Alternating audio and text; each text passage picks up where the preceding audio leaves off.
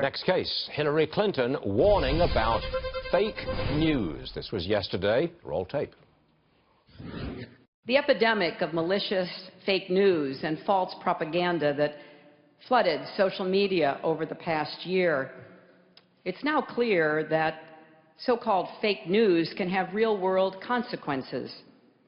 This isn't about politics or partisanship. Lives are at risk. Lives of ordinary people just trying to go about their days, to do their jobs, contribute to their communities.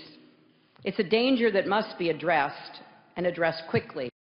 Well, maybe Hillary Clinton was using the fake news idea, as an excuse for her loss, maybe. Joining us now is Crystal Wright, author of Job. Crystal Wright is with us this morning. What do you think? Was Hillary using that as an excuse, do you think? Absolutely, but I didn't see Hillary Clinton talk about the biggest fake news, which was CNN, the Clinton News Network, which predicted over a year ago that she was going to beat Donald Trump. That's the biggest fake news going, and they're fake polls, many would argue, but there was no mention of that. It's like Hillary Clinton really just needs to sit down, be quiet, and go away.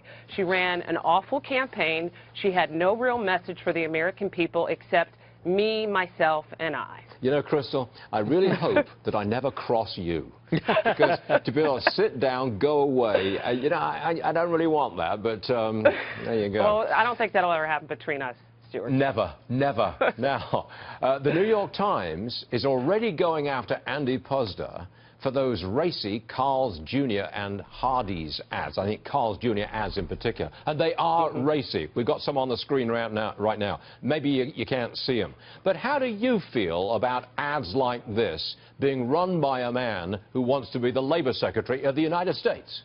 You mean a man who actually runs successful CKE restaurants in 44 states and 39 countries? I mean, what's so racy about these ads? I don't see anybody howling. Was the New York Times howling about the Victoria's Secret fashion show to sell lingerie when you have models scantily clad in you know, lacy little outfits that arouse men? I mean, come on. Is this offensive? No, it makes me want to go out and buy some burgers. I'd love to be in an ad. I mean, sign me up. Come on, guys. Have you opened up a women's magazine recently? Vogue magazine. You'll see racier stuff than that to get women to look sexy for their mates. I mean, this is just another attack on, I think, a Labor Secretary nominee who's going to be wonderful for America, who puts workers first, not union jobs, right? And we know what happened. What did the unions do to the U.S. auto company, auto manufacturers and auto companies, Stuart? What happened to that? Yeah, we all know the story of that, right? Yeah, okay. You know, I like to ask you a question and then let you go, because you give us endlessly interesting and stimulating stuff as well. And I will be looking at Vogue in the future. Believe me, I'll be tuning into Vogue for sure. Is that Anna Wintour? Is that her magazine? Yeah, that's her. I mean, trust me, the layouts that Vogue magazine has puts, you know, these Carl's Jr.'s ads to shame.